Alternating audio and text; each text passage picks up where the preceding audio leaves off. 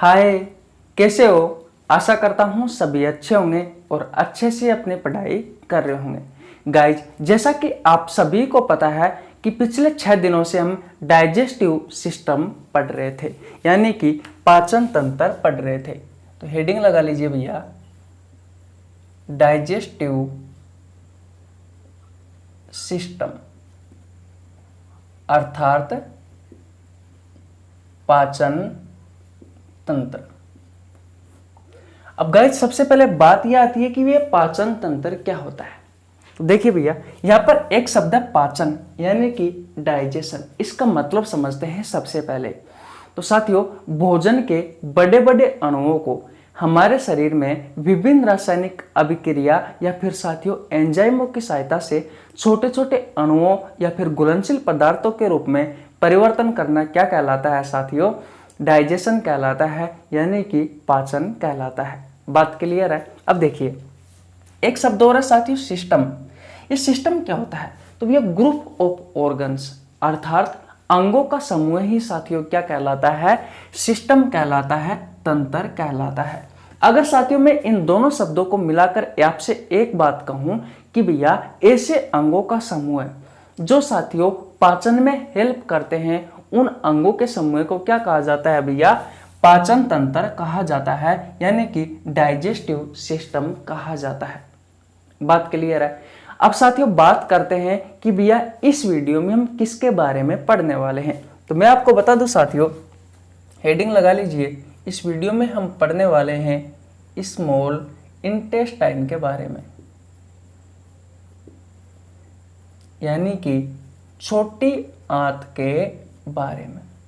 लेकिन भैया छोटी आंत को पढ़ने से पहले साथियों इस चैप्टर से कनेक्ट होने के लिए जो हमने पिछली क्लासों में पढ़ा है साथियों, उनके बारे में रिवीजन कर लेते हैं।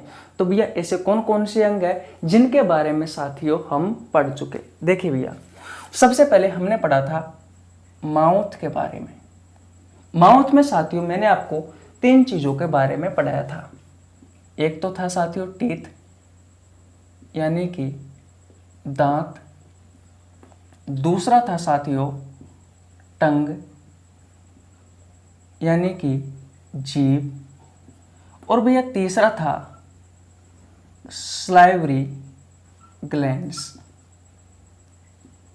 यानी कि लारीय ग्रंथि। सबसे पहले साथियों माउथ में हमारा भोजन गया। माउथ के बाद में साथियों हमारा भोजन कहाँ गया? फेरिक्स में, PHARYNX। इसे कहा जाता है साथियों गर्सनी। साथियों यह वह स्थान है जहां पर साथियों भोजन और वायु दोनों आपस में मिलते हैं। भोजन तो साथियों भोजन नली में चला जाता है, यानी कि ईसोफेगस या फूड पाइप में चला जाता है। और साथियों जो वायु है, वायु भैया ट्रेकिया या फिर विंड पाइप में चली जाती है। हम साथियों पाचन तंत्र पढ़ रहे हैं, तो भैया भोजन के बारे में पढ़ेंगे। तो भैया फेरिक्स के बाद में आपका जो भोजन जाएगा वो जाएगा भैया ईसोफेगस में। ईसोफेगस में, ईसोफेगस होता है साथियों ग्रासनाल, यानी कि भोजन नली, फूड पाइप कह सकते हो। और भोजन नली के बाद में साथियों भोजन जाता है स्टोमच में, यानी कि आमाशय में। और साथियों आमाशय के बाद में भोजन जाता है भैया स्मॉल इंटेस्टाइन में। अब देखिए भैया, स्मॉल इंटेस्टाइन के बारे में हम पढ़ रहे हैं। तो स्मॉल इंटेस्टाइन के साथियों जो संरचना होती है वो भैया कुछ इस तरीके से होती है। मानते हो आप बात को? मैंने आपको बताया था साथियों कि यहां से लेकर के यहां तक का जो भाग है भैया वो है डूडोनियम, डूडेनियम। और यहां से लेकर के यहां तक का जो भाग है साथियों, ये वाला भाग है साथियों जेजुनम। और भैया यहां से लेकर के यहां तक का जो भाग है भैया ये है, यानी कि इलियम वाला भाग। देखिए भैया, आपकी जो छोटी आंत है साथियों इसके 3 भाग होते हैं। पहला भाग है साथियों डूडेनियम, दूसरा भाग है साथियों जेजुनम और तीसरा भाग है साथियों इलियम। बात क्लियर है साथियों। आपका जो डूडेनियम वाला भाग है साथियों, इससे 2 ऑर्गन जुड़े हुए होते हैं। एक ऑर्गन तो होता है साथियों इस तरफ, ये तो है भैया लीवर। इस लीवर में आपको पता है तो साथियों बाइल जूस का निर्माण हुआ है। बाइल जूस बोला जाता है साथियों पित्रस को, इसमें पित्रस का निर्माण हुआ है। बात क्लियर है। और साथियों इस डूडेनियम वाले भाग से साथियों यहाँ पर एक पत्ते नुमा एक संरचना से साथियों एक ऑर्गन और जुड़ा हुआ था, ये वाला। ये है साथियों पेंक्रियाज। ये कौन सा है? पेंक्रियाज है, यानी कि अग्नाशय है। इससे साथियों कौन सा रस निकला था? तो भैया पेंक्रियाटिक जूस यानी कि अग्नाशय रस निकला था। तो साथियों हम लीवर के बारे में बहुत डिटेल में पढ़ चुके, पर्सनल 1 क्लास ली है। और अग्नाशय के बारे में भी साथियों हम बहुत डिटेल में पढ़ चुके, इसके बारे में भी साथियों मैंने आपसे पर्सनल 1 क्लास ली है। अब साथियों हम किसके बारे में पढ़ेंगे? छोटी आंत के बारे में पढ़ेंगे। और भैया छोटी आंत के ये जो 3 भाग है साथियों, इनके बारे में हम पढ़ने वाले हैं। बात क्लियर है। तो भैया अब देखिए छोटी आंत है साथियों, इस छोटी आंत की लंबाई कितनी होती है? सबसे पहले आप यह देखिए। तो साथियों छोटी आंत की जो लंबाई होती है भैया वो होती है 6.5 मीटर। साथियों ये आहार नाल का सबसे बड़ा भाग है। आहार नाल का सबसे बड़ा भाग है। आपको पता है साथियों जो आहार नाल है, इस आहार नाल की लंबाई कितनी थी भैया? 33 फीट। कितनी थी? 33 फीट। अगर साथियों मैं मीटर में बात करूं तो 8 से 10 मीटर थी। अब साथियों ये 8 से 10 मीटर में भैया 6.5 मीटर की तो भैया आपकी ये छोटी आंत है। इसलिए साथियों से आहार नाल का सबसे लंबा भाग या फिर साथियों सबसे बड़ा भाग कहा गया है। बात क्लियर है। अगर ये सारी बातें आपको समझ में आ गई है साथियों तो भैया स्क्रीनशॉट ले लीजिए, फिर साथियों हम आगे बढ़ते हैं। बोलो भैया इतनी बात क्लियर है। अब साथियों हम पढ़ेंगे कि छोटी आंत से एक रस निकलता है, उसका नाम है भैया आंतीय रस, उसके बारे में। और साथियों इस आंतीय रस में 3 एंजाइम पाए जाते हैं। ये साथियों भोजन के पाचन में हेल्प करते हैं, उनके बारे में पढ़ेंगे। अगर साथियों आपको हमारी वीडियो अच्छी लग रही है, अगर आपको हमारा कंटेंट पसंद आ रहा है साथियों, तो प्लीज़ आपसे रिक्वेस्ट है कि चैनल पर नए आए हो तो चैनल को सब्सक्राइब कर लेना, पुराने हो तो साथियों वीडियो को लाइक कर देना, प्यारा सा कमेंट कर देना, ताकि आपको भी पढ़ने में मज़ा आए और हमें भी पढ़ाने में मज़ा आए। तो ये बात क्लियर है भैया? ओके, मिटा देता हूँ, फिर आगे चलते हैं। स्क्रीनशॉट ले लिया होगा आशा करता हूँ।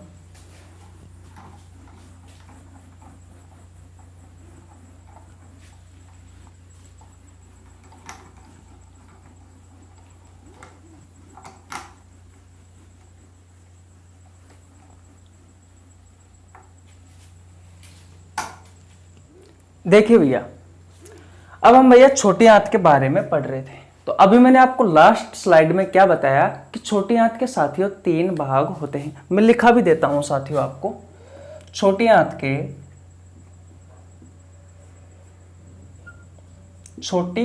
के 3 भाग होते हैं।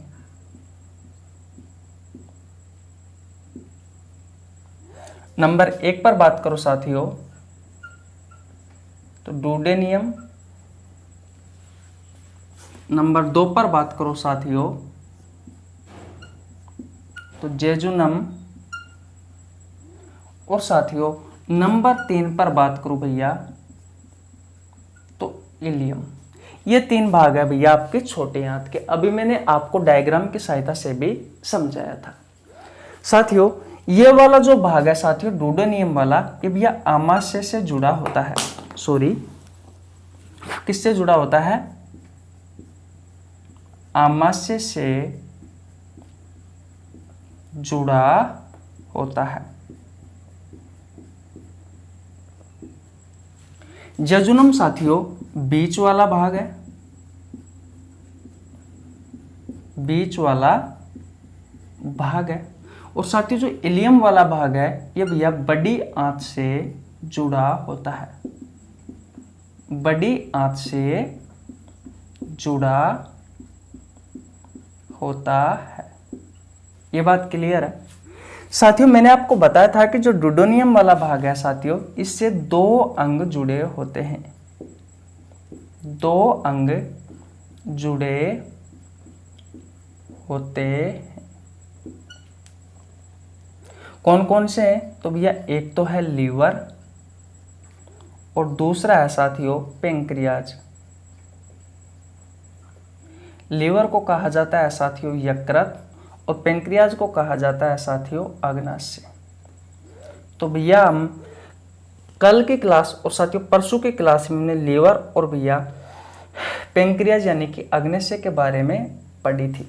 तो भैया लीवर हम पढ़ चुके, अग्नाशय साथियों हम पढ़ चुके। आशा करता हूँ ये कहानी आपको सिंपल सी थी, आपको बहुत अच्छे से समझ में आ गई होगी। अब साथियों छोटी आंत से एक रस निकलता है, उस रस का नाम है साथियों इंटेस्टाइनल जूस यानी कि आंतीय रस। तो भैया स्क्रीनशॉट नहीं लिया है तो स्क्रीनशॉट ले लीजिए। ले लिया स्क्रीनशॉट? ओके, आगे चलता हूँ।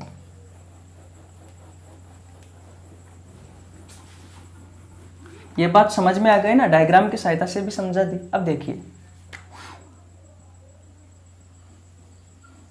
ये भैया आपकी छोटी आंत है। मैंने आपको बताया था यहाँ से लेकर के ये वाला भाग होता है डुडोनियम वाला भाग होता है, और यहाँ से लेकर के यह वाला भाग होता है जेजुनम होता है, और यहाँ से लेकर के यहाँ तक जो वाला भाग होता है साथियों ये इलियम होता है। साथियों जो डुडोनियम वाला भाग है इसमें साथियों भोजन का अंतिम पाचन होता है, यानी कि डुडोनियम के बाद में साथियों भोजन का पाचन नहीं होता। जो भी पाचन होता है साथियों लास्ट एंड फाइनल इस वाले भाग में पाचन होता है। अभी तक साथियों मैंने आपको कल की क्लास में बताया था कि अब तक हम भैया प्रोटीन और साथियों वसा का पूर्ण रूप से पाचन कर चुके।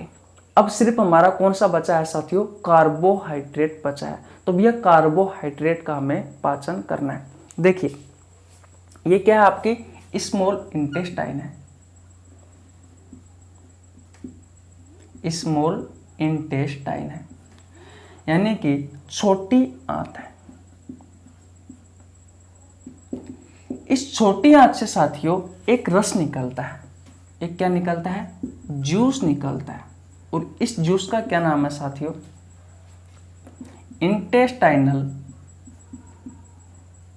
जूस यानी कि आंतीय रस। और साथियों इस आंतीय रस में भैया एंजाइम पाए जाते हैं। क्या पाए जाते हैं? एंजाइम पाए जाते हैं। कितने एंजाइम है साथियों? तो भैया 3 एंजाइम है। कौन कौन से एंजाइम है? देखिए भैया नंबर 1 पर बात करूं तो लैक्टेज, नंबर 2 पर बात करूं तो माल्टेज, और नंबर 3 पर बात करूं साथियों तो सुक्रेज। ये 3 एंजाइम पाए जाते हैं। और साथियों तीनों ही एंजाइम साथियों किसका पाचन करते हैं? तो भैया कार्बोहाइड्रेट, कार्बोहाइड्रेट के पाचन में हेल्प करते हैं। तीनों ही किसके पाचन में हेल्प करते हैं साथियों? ये तीनों ही भैया कार्बोहाइड्रेट के पाचन में हेल्प करते हैं। देखिए भैया मैंने आपसे कहा कि भैया छोटी आंत से एक जूस निकलता है, एक रस निकलता है। उस रस का नाम है साथियों इंटेस्टाइनल जूस यानी कि आंतीय रस। इस आंतीय रस में साथियों एंजाइम पाए जाते हैं और उन एंजाइमों की संख्या है साथियों 3। नंबर 1 पर है लैक्टेज, नंबर 2 पर है माल्टेज, नंबर 3 पर है साथियों सुक्रेज। ये तीनों ही साथियों कार्बोहाइड्रेट का पाचन करते हैं। अब साथियों लैक्टेज तो क्या करता है, माल्टेज क्या करता है और सुक्रेज क्या करता है, इन तीनों के बारे में जानते हैं। तो सबसे पहले साथियों लैक्टेज की बात करते हैं। तो भैया आपका जो दूध होता है, इस दूध में साथियों एक शर्करा पाई जाती है लैक्टोज। और साथियों इस लैक्टोज शर्करा को ये जो लैक्टेज एंजाइम है, ये जो साथियों लैक्टेज एंजाइम है, ये लैक्टेज एंजाइम किस में कन्वर्ट करता है साथियों? ग्लूकोज प्लस गैलेक्टोज में कन्वर्ट करता है। बोलो भैया, ये बात क्लियर है? मैंने आपसे कहा कि दूध में एक शर्करा पाई जाती है साथियों, लैक्टोज शर्करा। इस लैक्टोज शर्करा को लैक्टेज जो एंजाइम होता है साथियों, ये भैया ग्लूकोज प्लस गैलेक्टोज में कन्वर्ट करता है। बोलो ये बात आपको समझ में आई या नहीं आई? आशा करता हूं आ गई होगी। और देखिए भैया, माल्टेज की बात करते हैं तो साथियों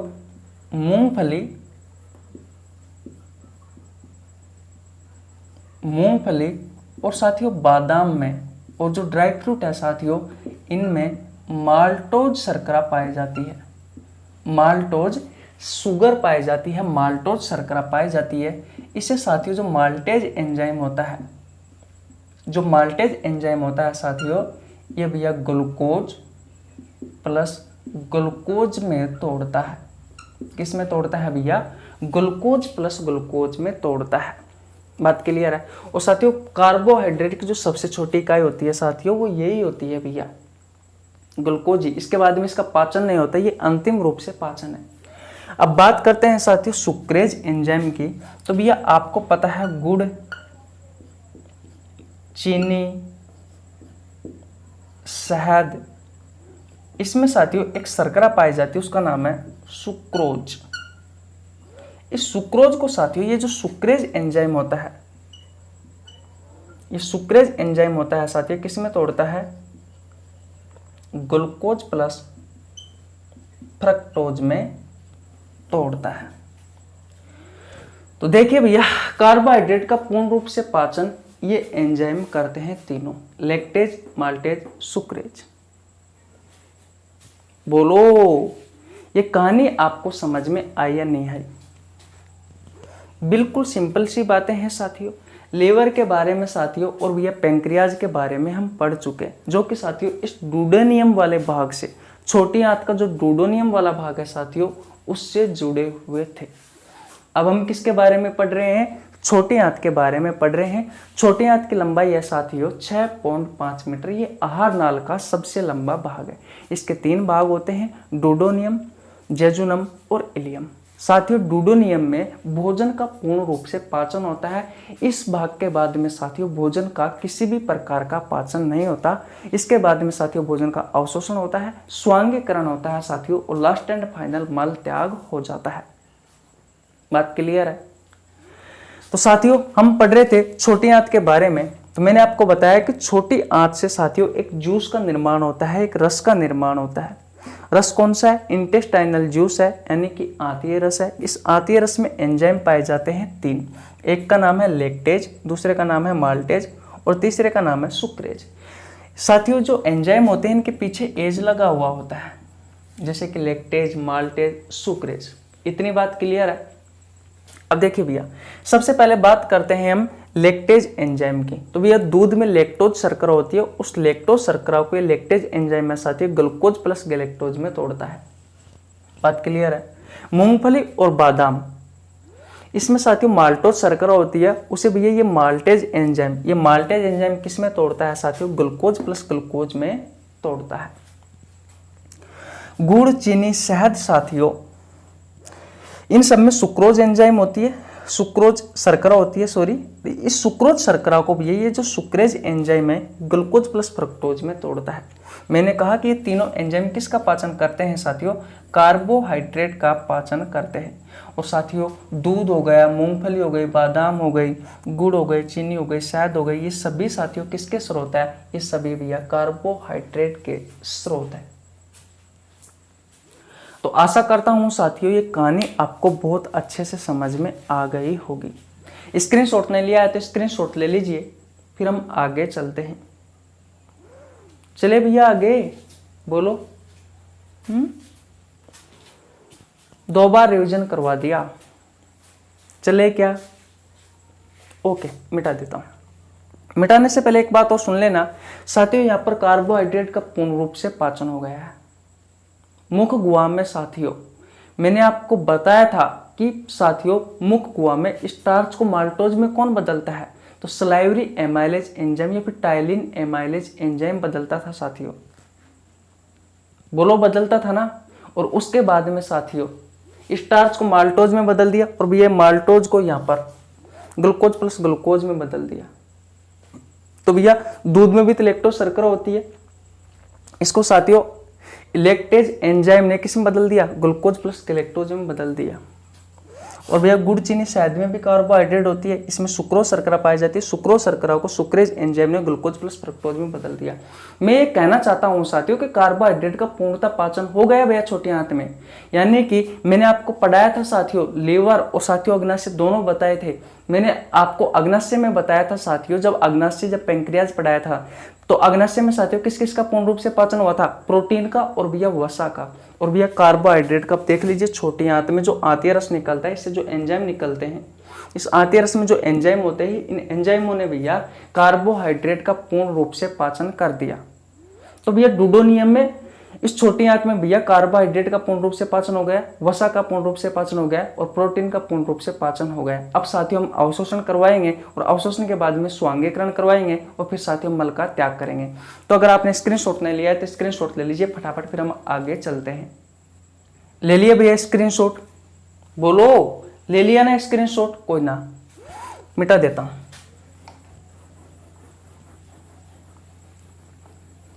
अब याद करो जब मैंने आपको पहली क्लास ली थी साथियों पाचन तंत्र की, तो मैंने आपको कुछ साथियों पाचन तंत्र के स्टेप बताए थे, पाचन तंत्र के कुछ चरण बताए थे। बोलो बताए थे नहीं बताए थे, मैं आपको फिर याद दिलाता हूं एक बार और। देखिए पाचन तंत्र के चरण, पाचन तंत्र के चरण। पहला चरण कौन सा था साथियों, अंतःग्रहण। बोलो था या नहीं था। अंतःग्रहण में हम क्या करते थे, भोजन को इनहेल करते थे, भोजन को हम लेते थे। दूसरा था साथियों हमारा पाचन। साथियों दूसरे चरण में साथियों हम भोजन का पाचन करते थे। पाचन क्या होता है मैंने आपको शुरुआत में ही बताया था इस लेक्चर में। अब साथियों पाचन हो गया, अब यह क्या होगा, जो पचित भोजन है साथियों इसका अब हम अवशोषण करेंगे। अब अवशोषण कौन करेगा साथियों, तो वो देखिए सबसे पहले ये किसकी संरचना है साथियों, ये भैया स्मॉल इंटेस्टाइन की संरचना है। स्मॉल इंटेस्टाइन की संरचना है। यहां से लेकर के ये वाला भाग साथियों डूडोनियम वाला भाग है, यहां से लेकर के ये वाला भाग है साथियों जेजुनम वाला भाग है, और यहां से यहां तक का साथियों इलियम वाला भाग है। तो भैया डूडोनियम में जो डूडोनियम वाला भाग है साथियों, इसमें भोजन का पूर्ण रूप से पाचन हो गया। मैंने आपको बताया भी है साथियों, अगर आपने मेरी वीडियो सही अच्छे से देखी है तो आपको पता लग गया होगा साथियों कि भैया डूडोनियम वाले भाग में भोजन का पूर्ण रूप से पाचन हो गया है। कार्बोहाइड्रेट का पाचन हो गया, प्रोटीन का पाचन हो गया, वसा का पाचन हो गया। और साथियों यही तो हम लेते हैं। आप कुछ भी खा लीजिए, आपके शरीर में 3 चीजें आएगी, कार्बोहाइड्रेट, प्रोटीन और वसा, और इन्हीं का ही पाचन होता है। ना विटामिनों का पाचन होता, ना भैया पानी का पाचन होता, ना खनिज तत्वों का पाचन होता। तो बात क्लियर है। पाचन किस किस का होता है, कार्बोहाइड्रेट का, प्रोटीन का और वसा का, और हम तीनों का पाचन कर चुके। अब हम क्या करेंगे साथियों, अब हम अवशोषण करेंगे। ये अवशोषण करेंगे साथियों, जो पचित भोजन है साथियों, इस पचित भोजन को साथियों अब हम क्या करेंगे, अवशोषण करेंगे। तो साथियों ये जो जेजुनम वाला भाग है साथियों, इसमें भी भैया पाचन का अवशोषण होता है। सॉरी पाचन का नहीं, जो पाचित भोजन है साथियों, उस पचित भोजन का अवशोषण होता है साथियों, लेकिन भैया कम होता तो है बट साथियों कम होता है। ज्यादा किस में होता है, तो भैया इलियम वाले भाग में अवशोषण बहुत ज्यादा होता है। तो अब हम किसके बारे में पढ़ेंगे साथियों, इलियम वाले भाग के बारे में पढ़ेंगे। तो इसमें साथियों भोजन का सर्वाधिक पाचन होता है। सबसे पहले आप क्या लिखोगे, इसमें भोजन का सर्वाधिक पाचन होता है। इसमें ऐसा क्या होता है साथियों जिससे ये भोजन का सर्वाधिक पाचन कर पाता है, तो भैया इसमें अंगुली नुमा साथियों कुछ इस तरीके से संरचना होती है उभरी हुई। अंगुली नुमा साथियों इसमें संरचना होती है इस तरीके से उभरी हुई। इसके पास साथियों सरफेस एरिया बहुत ज़्यादा होता है, जैसे कि यहाँ पर ये देखिए, यहाँ अवशोषण कर लेगी साथियों पचित भोजन का, यहाँ पे अवशोषण कर लेगी, यहाँ पे अवशोषण कर लेगी, यहाँ पे अवशोषण कर लेगी, यहाँ पे अवशोषण कर लेगी, यहाँ पर भी अवशोषण कर लेगी साथियों पचित भोजन का, यहाँ पे कर लेगी, यहाँ पे कर लेगी, यहाँ पे कर लेगी, यहाँ पे कर लेगी और यहाँ पे कर लेगी। इसके पास देखिए साथियों कितना सरफेस एरिया है। और साथियों इस सरफेस एरिया में साथियों ये क्या करती है साथियों, भोजन का अवशोषण करती है। इस संरचना को कहा जाता है साथियों विलाई, और हिंदी में कहा जाता है साथियों विली, और इंग्लिश में कहा जाता है साथियों विलाई। इसके पास सरफेस एरिया अधिक होता है साथियों, जिससे क्या करती है, पचित भोजन का क्या करती है साथियों, पचित भोजन का जो पचित भोजन होता है साथियों उसका ये अवशोषण करती है। अब ये पचित भोजन का अवशोषण हो गया, अवशोषण हो गया। चौथी स्टेप क्या है साथियों इस पाचन तंत्र के चरण की, स्वांगीकरण।